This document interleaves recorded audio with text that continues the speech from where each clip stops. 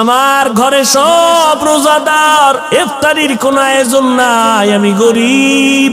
আল্লাহর এক বান্দা রোজা রাখছে, ঘরের মহিলা রোজাদার, বাচ্চাগুলো পর্যন্ত রোজা রাখলো, কিন্তু গরিব মানুষ ইফতারি করবে এরকম কোনো আঞ্জাম নাই, আয়োজন নাই, টাকাও নাই। হঠাৎ করে বিকাল বেলা ইফতারির আগ মুহূর্ত টাইম, আল্লাহর বান্দা পেরেশান হয়ে গেল। আমি আর আমার স্ত্রী একটু পানি দিয়েও তো ইফতারি করতে পারবো, কিন্তু আমার সন্তানগুলোর মুখে কিছু খানা না দিলে তো লজ্জায় আমরা মরে যাব। কই পাই টাকা, কই পাই খানা, আমি গরিব। আল্লাহর বান্দা পাগলের মতো হয়ে গেল। দেখি কোনো বন্ধু বান্ধবের কাছে একটু ধার টাকা নিয়ে ইফতারির আয়োজন করা যায়নি। আল্লাহর বান্দা ঘর থেকে বের হইয়া একটু বাড়ির পাশে একটা মুসলমানের ঘরে গেল, টাকাওয়ালা মুসলমান। গিয়া বলে, ভাইজান আমি গরিব মানুষ, আজকে রোজা রাখছি, কিছু ইফতারির আয়োজন করব, কিছু টাকা আমাকে ধার নেন। মুসলমান ধমক দিয়া বলে, তোমাকে আমি টাকা ধার দিব না। অহংকারী হইয়া গরিবের তুচ্ছ তাচ্ছিল্য করে এখান থেকে তাড়ায় দিল। আল্লাহর বান্দা চোখের পানি মুছতে মুছতে বের হয়ে গেল। রাস্তা দিয়া হাঁটে, ও মালিক তুমি ছাড়া আমার কেউ নাই। ইফতারির সময় আমার বাচ্চাদের মুখে কেমনে আমি হাসি ফুটাবো? এই সন্তানেরা, ওই মা বাবার ঋণ জীবনটা দিয়েও দিলে আদায় করতে পারবা না, যেই পরিমাণ কষ্ট মা বাবা করেছে। আল্লাহর বান্দা চোখের পানি মুছতেছে আর রাস্তা দিয়ে হাঁটতেছে, কোথায় যাবে নিরুপায়। আমার মালিকের কুদরত, হঠাৎ করে দেখে বিপরীত দিক থেকে একটা লোক আসতেছে। লোকটা আসলে মুসলমান না, বিধর্মী। যখনই মুসলমানের সামনে মুখোমুখি হয়ে গেল, মুসলমান এড়াইয়া যাওয়ার চেষ্টা করলো। বিধর্মী লোকটা দাঁড়ায় বলে, ভাইজান দাঁড়াও, কোথায় তুমি যাইতেছো? হঠাৎ করে নজর করে দেখে মুসলমানের চোখের কোঠায় পানি টলমল করে। বলে, ভাইজান তুমি কি কষ্ট পাইয়া কই যাও? বলে, তুমি বিধর্মী, তোমাকে বলে কি লাভ হবে বলো? বলে, লাভ হোক না হোক একটু বলো রে বাবা। মুসলমান বলে, ভাই আমার ঘরে সব রোজাদার, ইফতারির কোনো আয়োজন নাই, আমি গরিব। আমার পার্শ্বে এক মুসলমানের কাছে গেলাম, লায়া ধরবে, বুকের সাথে বুক মিলাবে, কিন্তু কি এক আদর্শ। আমি মুসলমান, আপনিও মুসলমান, আপনার মাথার টুপি এক রকম, আমার টুপি আর এক রকম। এই শুধু এতটুকু ব্যবধানের কারণে কিছু মুসলমান আমাদের সালাম দেয় না, আমরা সালাম দিলেও তারা নেয় না। আছে না নাই?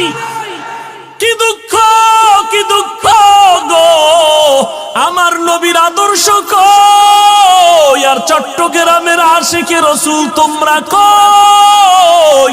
এরে নবীর উম্মতের দল, আল্লাহর বান্দা কাঁদতেছেন, কিন্তু বিধর্মীর অন্তরে মায়া জন্ম হয়ে গেছে।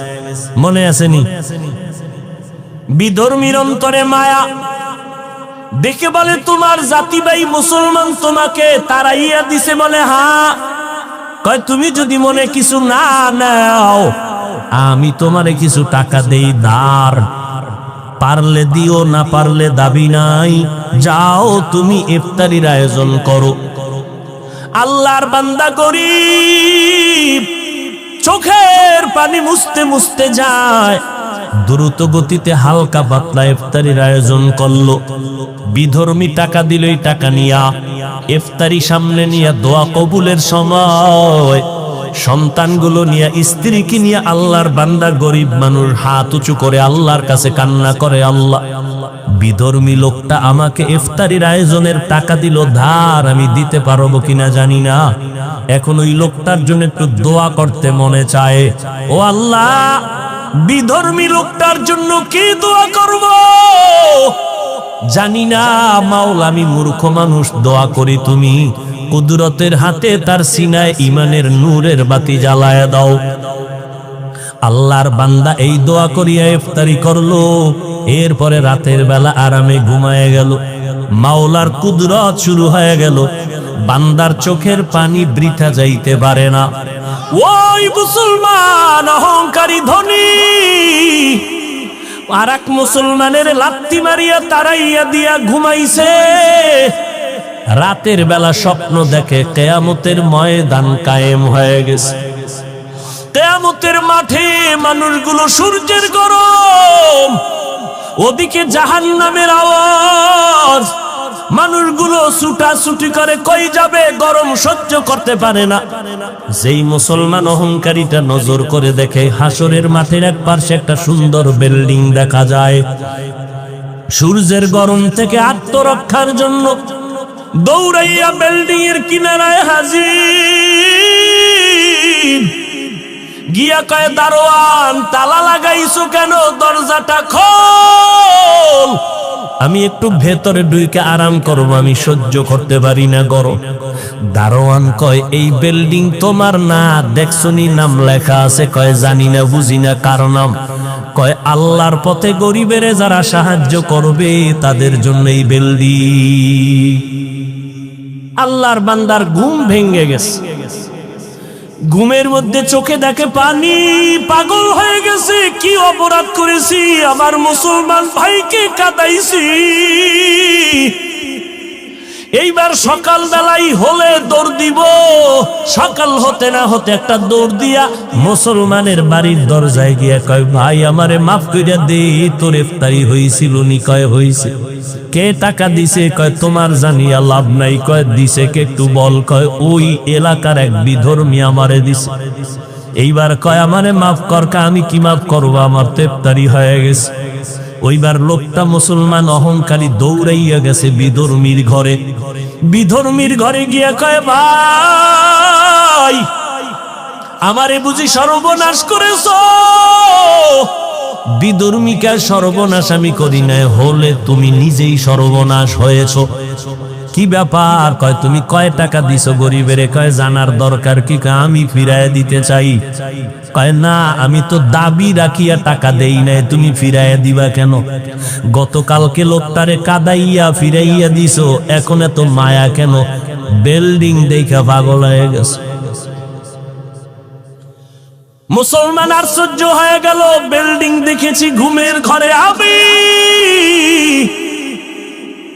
আর তুমি বিধর্মী কেমনে বুঝছো আমি বিল্ডিং দেখেছি? বিধর্মী কয়, মুসলমান আমাকে আর বিধর্মী বলে ধাক্কা দিস না রে মুসলমান, আমি এখন আর বিধর্মী নাই। বলে, তো কি হয়েছ? বলে, আমি যখন গরিবের টাকা দিছি আমার কলিজাটা ঠান্ডা হয়ে গেছে, কারণ এমন একটা মুহূর্তে আমি সহযোগিতা করেছি যেই মুহূর্ত ইফতারির টাইম। রাতের বেলা যখন আমি ঘুমাইছি, ঘুমের ঘরে দেখি মদিনাওয়ালা নবী হাজির। মদিনার নবী এসে আমার হাত ধরে কয়, কালেমা পড়। আমারে মায়ার মদিনার নবী এসে কালেমা পড়ায় দিয়েছে। আমি সজাগ হইয়া দেখি আমার জবানে কালেমা চলতেছি, আর আমাকে দেখাইছে তোর জন্য জান্নাতে বিল্ডিং। ও মদিনার নবীর আশিকের দল, একটু বালিশে মাথা লাগাইয়া চিন্তা করিও। মুসলমান হইয়া মুসলমানের বুকে লাগাইতে পারলা না, এত হিংসা কেন? মাত্র 13টা বছরে মক্কার ভেতরে দ্বীনের আওয়াজ। নবী জীবনে গালি দেয় নাই, আমার নবীর সুন্দর ব্যবহারে বেঈমানেরা দলে দলে মুসলমান হয়ে গেছে। ও নবীর আশিকের দল, তুমি কি চাও না তুমি একা জান্নাতে যাবা, নাকি আমাদেরও নিয়ে যাইবা? আমার নবী কানতে কানতে জীবনটা শেষ করলেন, উম্মত যেন জাহান্নামে না যায়। আম্মা জান আয়েশা বলেন, আমি একদিন দেখি আমার রুমের ভিতরে বসে নবীজি গুনগুন গুনগুন করে কান্না করে। আমি আয়েশা ভয় পেয়ে গেলাম, নবী বেয়াদবি হয়েছে নাকি, কেন কাঁদেন? মায়ার নবী বলে, না আয়েশা তুমি কেন বেয়াদবি করবা? আয়েশা বলে, নবী আমার বয়স অনেক কম, 6 বছরে আপনার সাথে আমার বিবাহের বন্ধন হয়েছে, 9 বছরে আমি আপনার ঘরে আসলাম, আমার এই বয়সে ভুল হতে পারে, এই জন্য না জানি কোনো কষ্ট কয় না রে আয়েশা। নবী তাহলে আপনি কেন কাঁদেন?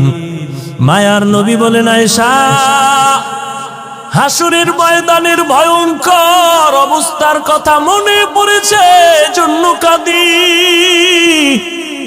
আমার উম্মতের কি উপায় হবে সেই হাসরের দিন, যেই হাসরের ময়দানে সূর্যের গরমে মাথার মগজগুলো টাস টাস করে ফেটে যাবে।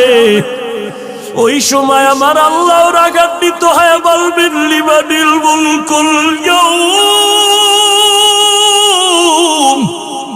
লিল্লাহিল ওয়াহিদিল কাহ্হার।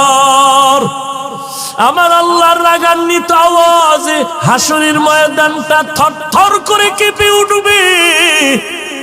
অন্যদিকে জাহান্নামের আওয়াজ, জাহান্নাম বলবে, আল্লাহ কই, গুনাহগার গুলো কই, আমার পেটে দাও।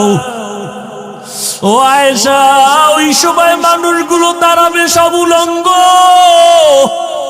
সূর্যের গরমে মাথার মগজগুলো ভাতের মারের মতো ফুটতে শুরু হয়ে যাবে।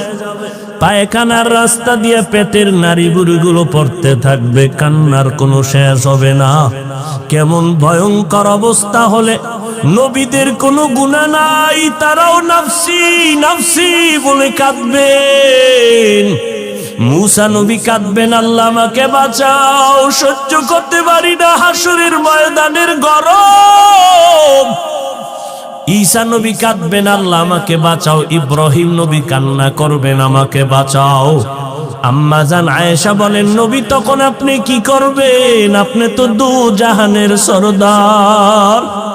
মায়ার নবী কাঁদেন আর বলেন, আয়েশা ওই মুসিবতের সময় আমি মাকামে মাহমুদে সিজদায় পড়ে কাঁদবো আর বলবো, আল্লাহ আমার উম্মতের বাঁচাও। আমার একটা উম্মত যেন জাহান্নামে না যায়, আমি মদিনার নবী জান্নাতে যাব না, উম্মতের বাঁচাও বাঁচাও। আমি নবী উম্মতের জন্য কান্না করব। ও চট্টগ্রামের আশিকি রাসূলের দল, তোমার আদর্শ, মদিনার নবীর মোহাব্বতের আদর্শ কই? একটা মানুষের গালি দেওয়ার গুণটা পাইলা রে বাবা, সালাম দেওয়ার গুণটা কি অর্জন করতে পারলা না? একটা বান্দাকে লাথি মারিয়া তাড়াইয়া দেওয়ার গুণটা অর্জন করেছো, বুকে লাগাবার গুণটা কি অর্জন করতে পারলা না? যেই লোকটা বুঝে না তারে হাতে পায়ে ধইরা পূজাবা, এটাই তো নবীর আদর্শ। যেই লোকটা দাড়ি রাখে না তাকে তুমি দাড়িওয়ালা বানানোর জন্য তুমি পকেটের টাকা ব্যয় করিয়া মায়ার আদর দিয়া বুঝাইবা, এটাই তো নবীর আদর্শ। বলো বাবা, তুমি কোন নবীর দরবারে গিয়া গালাগালি শিখছো? বলো রে বাবা। আজকে তুমি ভাগ করতেছো, আমি এক দল করি, তুমি আর এক দল করো, অথচ চিন্তা করে দেখছো নি রে বাবা?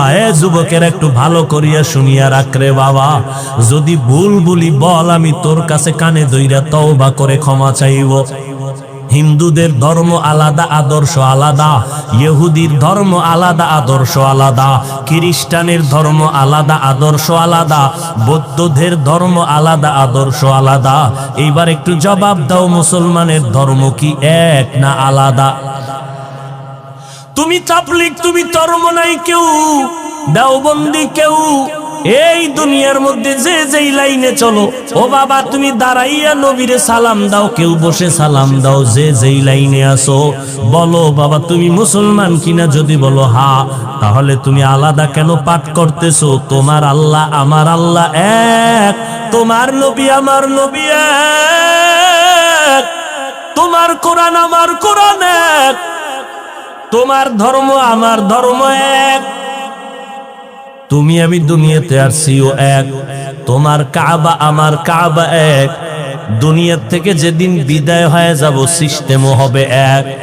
তোমার আমার তিনটা কাফন হবে, কালার হবে এক। কে সুন্নি, কে ওয়াহাবি, কে চরমনাই, কে তাবলীগ, কে আওয়ামী লীগ, কে বিএনপি, কে ধনী, কে গরিব, কাফনের ভিতরে ঢুকলে আর খবর হবে না, লেখাও থাকবে না কে কোন দলের লোক। 3টা সাদা কাফন, জানাজার সিস্টেম হবে এক, কবরের সাইজও হবে এক। ওই কবরে রাখার পরে সবাইকে প্রশ্ন করবে 3টা, তাও এক। তুমি হিন্দু না মুসলমান, নাকি তুমি তাবলিগলা না চরমনাই, না তুমি পাঁচকল্লি না গোলটুপি না সবুজ না সাদা, কোনো ভেদাভেদ নাই। কবরের ফেরেশতা 3টা প্রশ্ন সবার বেলায় করবে। রবের পরিচয় দাও, ধর্মের পরিচয় দাও, রাহমাতুল লিল আলামিনের পরিচয় দাও। এই 3টা প্রশ্নের জবাব যারা দিতে পারবে, তোমার আমার মায়ার নবী বলেন তার কবর হবে রওজাতুম মির রিয়াজিল জান্নাহ। আর এই 3টা প্রশ্নের জবাব যদি দিতে না পারো, তার কবর হবে হুফরাতুম মিন হুফারিন নার। ও আল্লাহর বান্দা, আমার নবীর আদর্শ কেন এখনো অন্তরে ঢুকাইতে পারো নাই? আমার নবীরে গালি দিত, নবী তার কাছে বেশি যাইতেন, নবী তার জন্য বেশি বেশি দোয়া করতেন। আজকে তুমি আমারে গালি দিলা 13 বার, বলো আল্লাহর কাছে হেদায়েতের দোয়া করছো কয়বার? গালি দিয়েছো শত শতবার, বলো তাহাজ্জুদ পড়িয়া মাওলার কাছে হেদায়েতের দোয়া করেছো কয়বার? কই নবীর আশিক?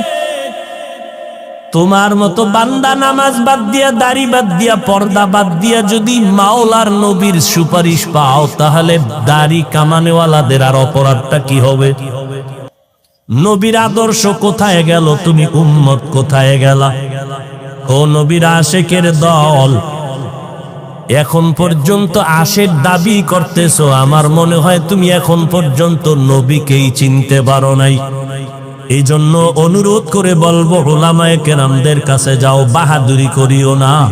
ওই আলেমের কাছে যাইও যেই আলেমদের বয়ানে দিলটা নরম হয়, যেই আলেমের বয়ানে আমল বাড়ে, যেই আলেমের বয়ানে চোখে পানি আসে, যেই আলেমের কাছে গেলে মানুষ আমলওয়ালা হয়, তাদের কাছে বসো, তাদের বয়ান শুনিও। 2 ঘন্টা বয়ান শোনার দ্বারা যদি তোমার দিনের মধ্যে একটু পরিবর্তনের ছোঁয়া লাগতে পারে, তাহলে তুমি যদি দীর্ঘ বছর আলেমদের কাছে উঠা বসা করো, তোমার অন্তর কেন পরিবর্তন হবে না? অনুরোধ বিনয় অনুরোধ করে বলবো, রে বাবা, আল্লাহর মোহাব্বত অন্তরে তৈরি করো, তওবা করো। পেছনে যত অন্যায় করেছো, কারে জানি কষ্ট দিয়েছো, কার চোখের পানি জানি ফালাইছো, এখনো সময় আছে, তওবা করে নাও। ওই অন্ধকার কবর বড় একার ঘর, ওই কবরে আমি বক্তা, আমি মাওলানা, কোনো প্রশ্ন করা হবে না। ওই সাদা কাপড় যখন পরাইবে, আমার গায়ের জামাটা পর্যন্ত বেলেট দিয়া কেটে কেটে আমার আপনজনেরা রেখে দিবে। ওই কবরে যদি জবাব দিতে পারি আমার রব আল্লাহ, আমার ধর্ম ইসলাম, আমার নবী মুহাম্মদ, তো জান্নাত পাবো। কিন্তু যেই গুনাহগার হইয়া রওনা দিতেছি কবরের জগতে, গুনার কারণে আমার হাত না পাক, চোখ না পাক, জিহ্বা না পাক, অন্তর না পাক, আমার ভেতরে অহংকারের গুনাহ, হাসাদের গুনাহ, হিংসার গুনাহ, গীবতের গুনাহ, আমি এই অবস্থায় তওবা না করিয়া যদি কবরে যাই, আমাকে যখন প্রশ্ন করবে রবের পরিচয় দাও, আমি বলবো হা হা লা আদ্রি, আমি কিছুই জানি না। আমাকে যখন প্রশ্ন করবে ধর্মের পরিচয় দাও, আমি বলবো হা হা লা আদ্রি, আমি কিছুই জানি না। আমাকে যখন নবীর দেখায় বলবে চিনো, আমি তো নবীর সুন্নাত অনুযায়ী চলতে পারি নাই, আমার চুলের মধ্যে নবীর আদর্শ নাই, দাড়ির মধ্যে আদর্শ নাই, পোশাকের মধ্যে মদিনার আদর্শ নাই, নখ কাটার মধ্যে নবীর আদর্শ নাই, জুতা পরার মধ্যে নবীর আদর্শ নাই, খানার মধ্যে নবীর আদর্শ নাই, ব্যবসায় নবীর আদর্শ নাই, সুদ খাইয়া ঘুষ খাইয়া বেপরদায় চলে গালাগালি করে গীবত করে জীবনটা নষ্ট করে ফেলতেছি। এই অবস্থায় কবরে গেলে নবীরে দেখিয়ে তো বলবো হা হা লা আদ্রি, আমি কিছুই জানি না। আল্লাহর নবী বলেন সাথে সাথে আমার আল্লাহ অর্ডার দিবে, গাইবি আওয়াজ দিয়া বলবে ফেরেশতারা, এই নাফরমানের জিজ্ঞাসা করার দরকার নাই, ওকে ধর। এই নাফরমানের দুনিয়াতে আমি আল্লাহ কম সুযোগ দেই নাই। আমার দেওয়া পানি, আমার দেওয়া বাতাস, আমার দেওয়া সূর্যের আলো, চাঁদের আলো, আমার দেওয়া গাছের ফল, জমিনের ফসল, নদীর মাছ খাই একবারও আলহামদুলিল্লাহ বলে নাই। আলেম ওলামারা পায়ে ধরে ধরে নামাজের কথা বলতে এক ওয়াক্ত নামাজ পড়ে নাই, বরং বিরোধিতা করেছে। এখন আর দেরি না করিয়া এই নাফরমানের কবরে জাহান্নামের বিছানাটা দাও, জাহান্নামের সাথে রাস্তা বানায় দাও। আল্লাহর নবী বলেন, আল্লাহ রাগান্বিত হইয়া শেষবারে বলবে, ও কবরের মাটি,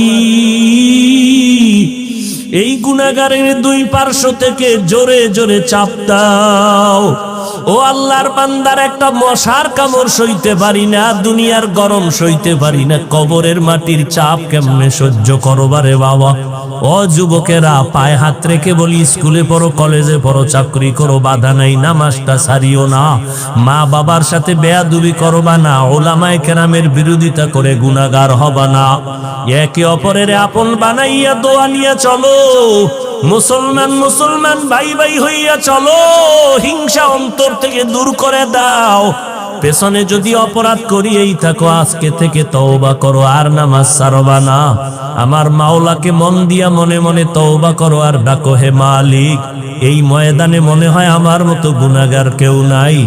আমারে কত সম্মানের চেয়ার দিয়ে বসাইছে, যদি জানতো আমি কত বড় গুনাহগার, আমাকে কেউ চেয়ারে বসাইতো না।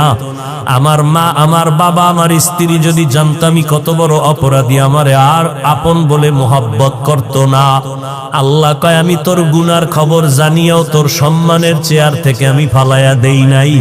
আমি জানার পরেও গুনার কারণে রাগ করিয়া পানি মাছ বন্ধ করি নাই, খানা বন্ধ করি নাই।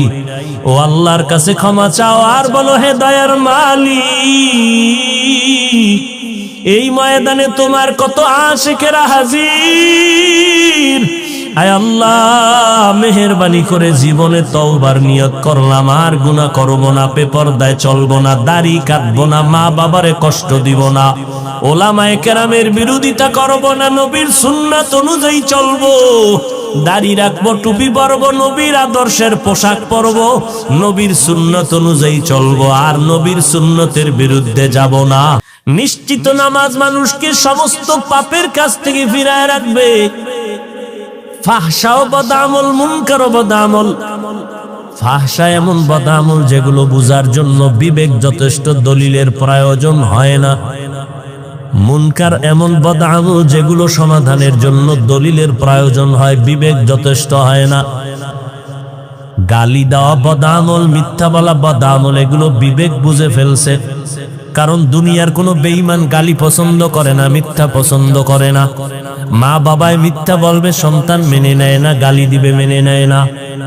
কিন্তু কিছু বদ আমল আছে যেগুলো দলিল ছাড়া সমাধান করা যায় না। যেমন সিজদা করা একটা নেক আমল। সিজদা করা বদ আমল না নেক আমল? সিজদা যদি কেউ মাজারে দেয় নেক আমল। কথা বলে, সিজদা যদি কেউ বরকাছে দেয়, কবরে দেয়, কোন পীর সাহেবের কদমে লাগায়, নেক আমল। কি আমল? কিন্তু যারা পীর সাহেবের কদমে সিজদা করে, কবরে মাজারে সিজদা করে, তারা কি বদ আমল মনে করে? তারা তো সওয়াব মনে করে। আপনি গিয়া যদি বলেন বন্ধ কর তোর সিজদা, কেন? বলে শিরক।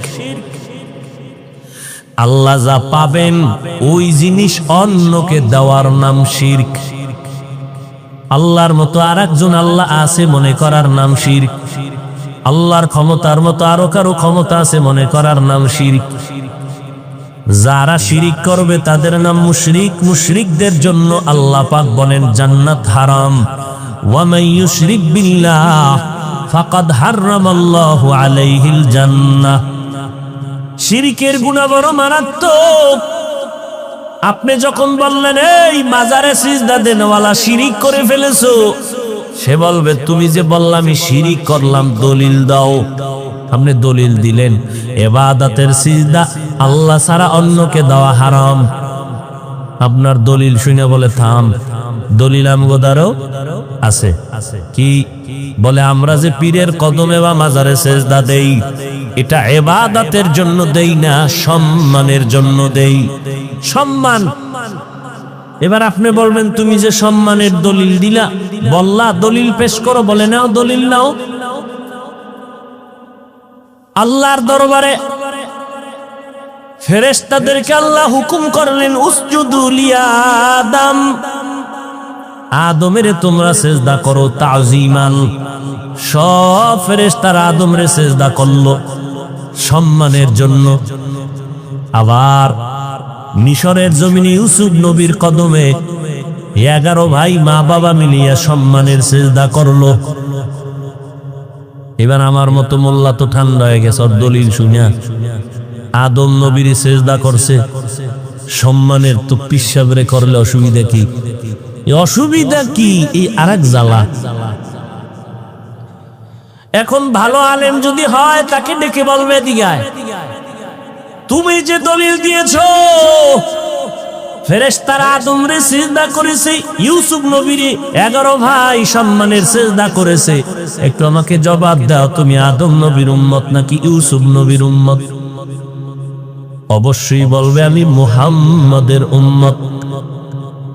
এবার শুনে নাও, সম্মান বুঝি না, ইবাদত বুঝি না, যে কোনো ভাবেই হোক আল্লাহ ছাড়া কপাল দিয়ে অন্যকে সিজদা দেওয়া মুহাম্মদী শরীয়তে হারাম। এইবার তোর আকলকে দলাই কর, একটু বল আশিকে রাসূল আমার নবী মুহাম্মদের থেকে বড় পীর সাহেব জমিনে কেউ আসেনি? বড় মুহাদ্দিস, বড় মুফাসসির নাই? দ্বিতীয় প্রশ্ন জবাব দাও, জমিনের মধ্যে মাজারের অভাব নাই? মাজার আর মাজার, সিলেটে যাবেন মাজার, চট্টগ্রাম মাজার, বিভিন্ন মাজারে লেখা আছে পাগড়িওয়ালা জুতা চোর থেকে সাবধান। এত মাজার, চোরও বেশি, লেখা আছে পাগড়িওয়ালা জুতা চোর থেকে সাবধান। মাজার বলো চট্টগ্রামের মানুষ, আমার মদিনার নবীর মাজার শরীফ থেকে দামি মাজার কোনটা বলো? বুঝা শুনে বলে কেন? আজমিরের মাজার, খাজা মঈনুদ্দিনের মাজার, নিজামউদ্দিন আউলিয়ার মাজার, শাহ মাখদুমের মাজার, শাহ আমানতের মাজার, ইব্রাহিম নবীর মাজার। আমরা প্রথম কথা একমত হয়ে গেলাম, আমার নবীর মতো বড় কোন পীর গোটা দুনিয়াতে, সবাই একমত। 2 নাম্বার কথায় আমরা একমত হয়ে গেলাম, জমিনের মধ্যে আমার নবীজির মাজার মোবারক থেকে দামি কোনো মাজার নাই। বলেন এই জমিনের দরবার শরীফ আছে না নাই? মদিনার দরবার থেকে দামি দরবার কোনটা? নাই। বুঝে শুনে বলছেন তো?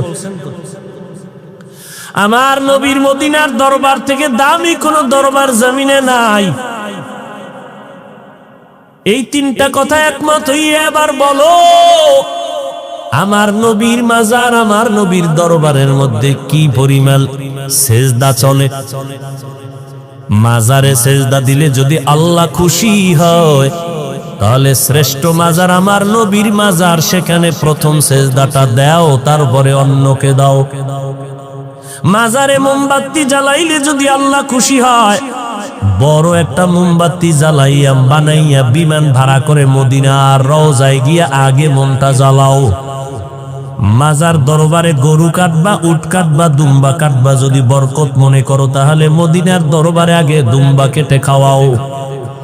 জাতি বলো মদিনার নবীর দরবারে আর মাজারে সেজদা চলেনি, মোমবাতি জ্বলেনি। দুনিয়ার মাজারে আর আল্লাহর নবীর মাজারে আর দরবার শরীফে যা কিছু চলে না, সেজদা চলে না, মাজারে মোমবাতি জ্বলে না। নবীর মাজারে নবীর দরবারে যা চলবে না, দুনিয়ার অন্য কোন দরবারে আর মাজারেও তা চলতে দেওয়া হবে না। এটা কি নবীর বিরুদ্ধে বললাম? আল্লাহ হেদায়াত দান করুন। বড় আফসোস, মানুষ নফসের গোলামি হয়ে গেছে, দাবি করে আশিকে রাসূল। ভাইরা আমার, রাহমাতুল লিল আলামিন কেমন রহমতের নবী আমার।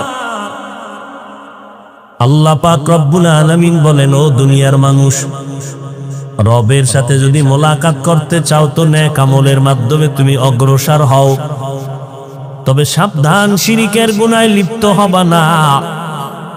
আর আল্লাহর দরবারে আমলটা আমলের মতো করবা, যে আমলটা আল্লাহর কাছে গ্রহণযোগ্য হয়।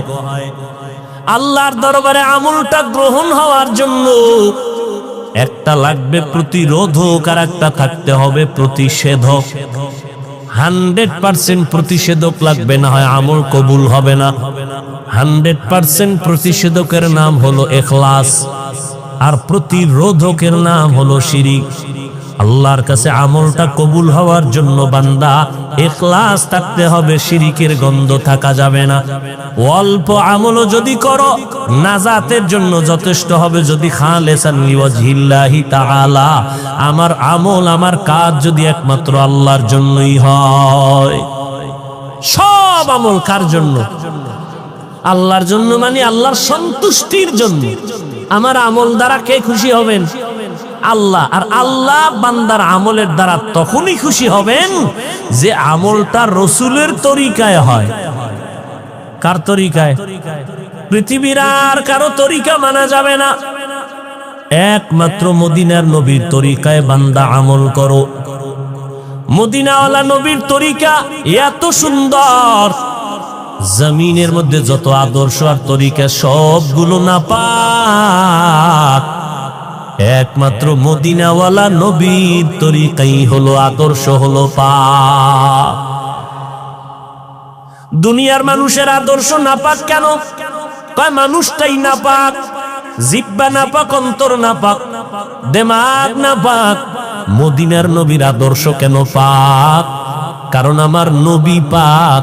কেমন পাক আমার নবী? 63 বছর হায়াতে আমার নবী জিন্দেগিতে ভুলেও একটা মিথ্যা কথা বলেন নাই। এমন একজন নেতার নাম কও যে জীবনে মিথ্যা কথা বলে নাই? জীবননি। ঘুমের থেকে ওইটা নেতারে ফোন দিলাম, টাকা লাগবে 20,000, কই আছেন? মোবাইল কানে লাগায় ঘরে বয়ে, আমি জমিনের উপরেই নাই। জাগাত মিছা কথা বলে দিল, দিনের বেলা মোবাইলটা কানে লাগায়া। এই মোবাইলের দ্বারা কি পরিমাণ মিথ্যা কথা চর্চা হয় তার কোনো সীমানা নাই। এর এলাকার মুসলমান ওর যুবক, কেমন একজন নবী পাইলি চিনলি না রে যুবক? আম্মা জান আয়েশা রাদিয়াল্লাহু আনহা বলেন, নবীজির ঘাম থেকে মিশকের ঘ্রাণ বোতলের মধ্যে ভরে রাখতাম, আর আমরা বড় বড় অনুষ্ঠানে ওই নবীর ঘাম মোবারক আতর হিসাবে ব্যবহার করতাম। কেমন মায়ার নবী আমার, যেই নবীর জন্য আসমান জমিন গ্রহ নক্ষত্র সব পাগল পারা হয়ে গেল। আমার নবীর চেহারা মোবারকের দিকে কেউ যদি নজর দেয়, দীর্ঘ কয়েক দিনের উপবাসের ব্যক্তির পেটের ক্ষুধা নিবারণ হয়ে যায়। কেমন একজন নবী আমার, যেই নবীর জন্য গর্তের পিপিলিকা পর্যন্ত আল্লাহর কাছে আরজি করে নবীর রওজা দেখবে, বাইতুল্লাহ দেখবে। কেমন একজন নবী পেছনে যুবক, কপাল বড় খারাপ, সেই নবীকে চিনতে পারো নাই। আজকে আমি তোমার পায়ে হাত রেখে রেখে, না ঘুম আছে না খানা আছে, দিন নাই রাত নাই, 12টা মাস দৌড়াইয়া দৌড়াইয়া তোমাদের পায়ে ধরে ধরে এই কথা বলি না যে 5 কল্লি মাথায় দাও। 5 কল্লি মাথায় না দিলে গুনাহ হবে, এই কথা তো জীবনেও বলি নাই। কওমি মাদ্রাসায় না পড়লে গুনাহ হবে বলি নাই। লম্বা জামা না পড়লে তুমি জাহান্নামে যাইবা বলি নাই। দেওবন্দীদের কাছে না গেলে গুনাহ হবে একবারও বলি নাই রে বাবা। তাবলিগে না গেলে, নানুপুর চরমনাই কোনো পীরের কাছে না গেলে তুমি জাহান্নামে যাইবা, তাও বলি নাই। সারাটা দেশ ঘুরে ঘুরে বিনয়ের সাথে বয়ান করি, মনে হয় জানো তোমার টাকার কেনা গোলাম। এতটা মাথা নত কইরা বয়ান করি, একটা উঁচু কণ্ঠে আওয়াজ দেই না, বেদবি হবে, মনে কষ্ট যাবে। এরপরেও 2-1টা কথায় কষ্ট লাগে কিনা বারবার ক্ষমা চাইব না, যাতে আল্লাহর কাছে ক্ষমা চাই। এত বিনয়ী হইয়া গোটা জাতিকে দুইটা শব্দ কলবে ঢুকাইতে চাই, দুইটা স্লোগান কলবে ঢুকানোর জন্য সারা দেশে দৌড়াই। এক নাম্বার স্লোগান, এরে আল্লাহর গোলাম, দুনিয়াতে যতদিন বেঁচে থাকবা গোলামি করবা আমার আল্লাহর, জমিনে যতদিন বেঁচে থাকবা আদর্শ মানবা মদিনাওয়ালা নবী, আর কারো গোলামি চলবে না। মদিনার নবীর আদর্শ ছাড়া আর কোনো আদর্শ মানা যাবে না। দুনিয়ার মানুষ আদর্শ বানাইয়া মানুষের সামনে বিক্রি করে দেয়, আবার কয়েক বছর পরে সংশোধনী লাগবে, আগের আদর্শ ভালো না, নতুন আপডেট করা লাগবে। কিন্তু মদিনার নবীর আদর্শ এত পারফেক্ট এবং পাওয়ারফুল, কিয়ামত পর্যন্ত যদি নবীর আদর্শ মানতে পারো, খোদার কসম বিনা হিসাবে আল্লাহ জান্নাত দিবেন, দুনিয়ায় শান্তি দিবেন। আমার নবী চ্যালেঞ্জ করে গেছেন, তারাকতু ফীকুম আমরাইন লান তাদিল্লু মা তামাসসাকতুম বিহিমা কিতাবাল্লাহি ওয়া সুন্নাত রাসূলি। আল্লাহর কোরআন আর মদিনার আদর্শের সুন্নাত যদি ধরে রাখতে পারো, জীবনে তোমার ঈমান ধ্বংস হবে না, তোমার ইজ্জত নষ্ট হবে না। এই বর্তমান দুনিয়া দেখো, তার কসম করে বলি, যার কাছে মদিনার সুন্নাত যেই পরিমাণ আছে, ওই বান্দা বান্দি ওই পরিমাণ সম্মান আর শান্তিতে আছে। तुको जाओ सुन्नते अहमद को जाबा मोहम्मद कैबुअद नस्बत तोरा मन अहब्बा सुन्नती कौले रसूल मजदाए काना माई हम कुन कबूर। ও ভাইজান, এই জমিনের মধ্যে আমার নবী 23 বছরের যে আদর্শ রেখে গেলেন, যুবকদেরকে বলবো, বাবারা, নবীজির রেখে যাওয়া সুন্নতের আমল কি হিন্দু ভাইরা করবে, খ্রিস্টানেরা করবে? নবীর আদর্শের আমল কি ইহুদিরা করবে? না, কখনোই করবে না।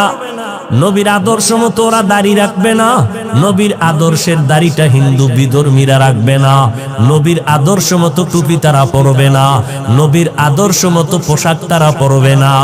নবীর সুন্নত অনুযায়ী নবীর আদর্শ মতো এই জমিনে মেনে চলবে কারা?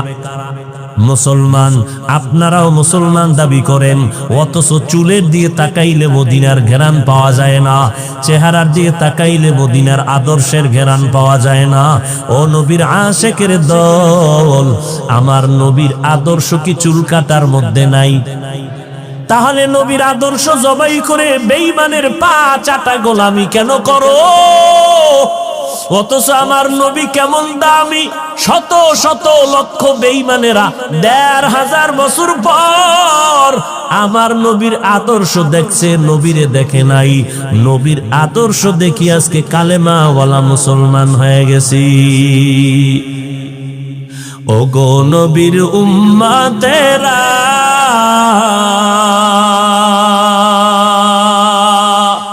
হয়ে আজি দিশাহারা, কোরআন হাদিসের চলো যখন যাহা চায় মনে, নবী বিনে কে তারাবে পুসিরত মিজানে, নবী বিনে কে তারাবে পুসিরত মিজানে। উম্মতের কান্ডারি নবী কাঁদছেন উম্মতের লাগি, এখনো কাঁদেন নবীজি শুয়ে মদিনার পানে, নবী বিনে কে তারাবে পুসিরত মিজানে, নবী বিনে কে তারাবে পুসিরত মিজানে। এরে নবীর আশিক উম্মতের দল, আমার নবীর আদর্শ মানলে তোমার শান্তি, কোনো অশান্তি নাই। আমরা যারা নবীর তরিকা মতো দাড়ি রাখলাম, টুপি পরি, পর্দা করি, হালাল খাই, আলহামদুলিল্লাহ, আমাদের সম্মান তো মোটেও কমে নাই। এরপরও আমার যুবক ভাইজানদেরকে একটু প্রশ্ন করি, আপনারা যারা নবীর তরিকা বাদ দিয়া চলতেছেন, বলেন আমাদের থেকে আপনারা কি পরিমাণ শান্তি আর সম্মানে আছেন? আমি তো চ্যালেঞ্জ দিয়া বলবো, আমরা যারা নবীর তরিকা মতো চলি, আমাদের মতো সম্মানে শান্তিতে জমিনে আর কেউ নাই। সমস্ত বিধর্মীরা ভেতরে ভেতরে চায় কোরআনের আওয়াজ বন্ধ হয়ে যাক, মাদ্রাসা বন্ধ হয়ে যাক, নবীর আদর্শ বন্ধ হয়ে যাক। এরপরে এত দুশ্মনীর মাঝেও তো আলহামদুলিল্লাহ আমরা তো না খাইয়া মরি নাই। এত বড় মহামারী করোনা গেল, কত চাকরিজীবীর চাকরি নাই, ব্যবসায়ীর ব্যবসা বন্ধ। আলহামদুলিল্লাহ কোরআনের কোনো মাদ্রাসা এখনো বন্ধ হয় নাই। যার কাছে রাসূলের সুন্নাত যেই পরিমাণ আছে, ওই বান্দা ওই পরিমাণ সম্মান আর শান্তিতে আছে। টাকায় শান্তি দেয় না। ওই 10 তলা বিল্ডিং করে কি লাভ হবে, যেই বিল্ডিং এর দরজার সামনে দুদকের চিঠি এসে হাজির। ওই টাকা পয়সার মালিক হয়ে কি লাভ হবে, যেই টাকার পেছনে গরিবের চোখের পানি, গরিবের কলিজা আঘাত মেরে তুমি টাকা নিয়া বলো ওই টাকা দিয়ে কি শান্তি হবে রে বাবা। ও আল্লাহর বান্দা, শান্তি আমার আল্লাহ দিবেন, তবে মুহাম্মদের আদর্শ মানতে হবে, না হয় হবে না। মুহাম্মদের আদর্শ এত সুন্দর। ও আল্লাহর বান্দা, নবীর আদর্শের টুপি দাঁড়িয়ে এত সুন্দর। আজকে যারা নবীর সুন্নাত অনুযায়ী চলে, তাদের মতো সুন্দর আর কাউকে লাগে না রে বাবা। ও যুবক, আমি বলি না তুমি মাদ্রাসায় আসো, স্কুল কলেজ বন্ধ করে দাও, না, একবারও বলি না। বরং তুমি স্কুলে পড়ো, কলেজে পড়ো, ডাক্তারি পড়ো, ইঞ্জিনিয়ারিং পড়ো, আমি দোয়া করি আলহামদুলিল্লাহ লাইনটায় থাকো। তবে অনুরোধ একটা, মা বাবার দোয়া নিয়ে চলবা, উলামায়ে আহলে হকের পরামর্শ নিয়ে 5 বেলার নামাজ পড়ো। বলতে পারো যুবক ভাই কেমনে করবে, এত ব্যস্ত। তোমাকে দিয়া বুঝাই, তোমার ক্লাসে ছেলে মেয়েরা স্কুল কলেজে পড়ুয়া, 5 বেলার নামাজ পড়নেওয়ালা। মিথ্যা কথা বলবা না, সত্য বলো আসেনি। তোমার স্কুল কলেজের ছেলে মেয়েরা যদি লেখাপড়ার পাশাপাশি 5 বেলার নামাজ পড়ে, বলো বাবা তুমি কেন পারবা না? তোমার আমার মতো যুবক রাস্তায় গাড়ি চালায়, ড্রাইভারি করে, আজান হয়ে গেল গাড়ি বন্ধ করে যাত্রী সহ মসজিদে গিয়া নামাজ আদায় করে, অভাব নাই, বলো বাবা তুমি কেন পারবা না? এরে নবীর উম্মতের দল, আমার মায়ার নবীর আদর্শ এখনো তুমি অর্জন করতে পারলা না। হাসরের ময়দানে নবীর দরবারে কেমনে দাঁড়াইবা? ও পর্দার আড়ালের আম্মা জানেরা, আপনারা নবীদের মা, সাহাবায়ে কেরামের মা, আউলিয়ায়ে কেরামের মা, হাফেজে কোরআনের মা, আপনারা আয়েশা রাদিয়াল্লাহু আনহার মতো নারী, ফাতেমা রাদিয়াল্লাহু আনহার মতো নারী, খাদিজা রাদিয়াল্লাহু আনহার মতো নারী, ইসলাম আর মুহাম্মদ এত পরিমাণ নারীর মর্যাদা ইজ্জত দান করেছেন, দুনিয়ার কোন ধর্মে নারীর মর্যাদা দিতে পারে নাই। কিয়ামতের দিন জান্নাতের 8টা দরওয়াজা খোলা, 4 জন নারীকে ডাকবে, আসো। জান্নাতের 4টা দরজা, 8টা দরজা খোলা হবে, 4 জন নারীকে বারবার 8টা দরজা দিয়া ডাকবে, আসো ভেতরে তোমার মেহমানখানা তৈয়ার। ওই 4 জন নারীকে ডাকা হবে, হিসাব লাগবে না, বিনা হিসাবে ঢুকে যাও। এর মধ্যে একজন নারী খাদিজা রাদিয়াল্লাহু আনহা। এরে পর্দার আড়ালের আম্মা জান, কিয়ামতের দিন আমার আল্লাহ যদি বলে দাঁড়াও, এমন একজন ব্যক্তি দাঁড়াও, আমি আল্লাহ দেখব যেই ব্যক্তিটা আমার মুহাম্মদের হাতে প্রথম কালেমার দাওয়াত কবুল করেছে। কে করেছো? দাঁড়াও। হাসরের ময়দানে আমি আল্লাহ কোটি মানুষের সামনে পরিচয় করাবো, দুনিয়ার কোনো পুরুষ দাঁড়াতে পারবে না। একজন নারী দাঁড়ায় বলবে, আমি দাওয়াত কবুল করেছি মুহাম্মদের হাতে প্রথম, আমি সেই খাদিজা পয়গম্বরের বিবি।